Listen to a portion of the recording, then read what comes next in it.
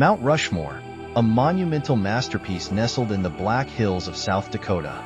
This iconic sculpture is more than just a collection of carved faces. It's a story of vision, perseverance, and controversy.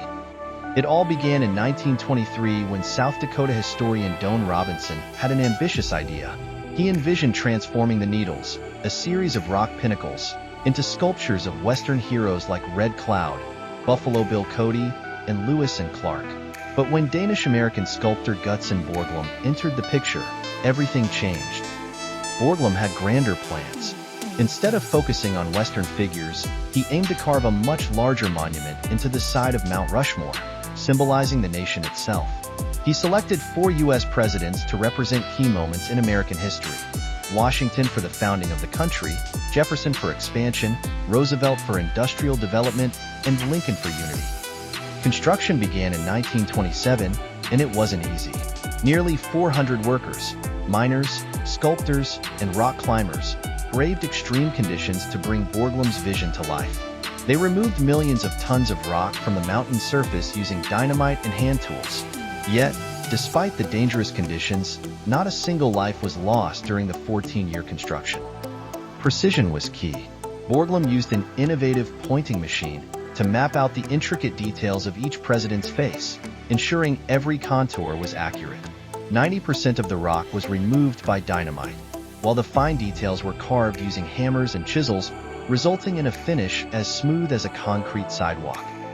Funding the project was just as monumental. President Calvin Coolidge pledged federal support in 1927, and private donations supplemented the rest. The National Park Service took over management as time passed, with President Franklin D. Roosevelt overseeing much of the project's later stages. But beneath the grandeur lies a more complicated history. Mount Rushmore was carved into land sacred to the Lakota Sioux, who knew the Black Hills as Tunkasila Sakbi Paha, or Six Grandfathers Mountain. In 1868, the U.S. government signed the Second Treaty of Fort Laramie, promising this land to the Sioux, but gold was discovered, and the treaty was broken. This historical injustice remains a source of controversy. Borglum's vision didn't stop at the 4 presidential faces. He had plans to carve them down to their waists and build a hall of records behind Lincoln's head to tell the story of America. However, funding and time ran out, and Borglum's death in 1941 left many of these plans unfinished. Though incomplete, some of Borglum's ideas were honored.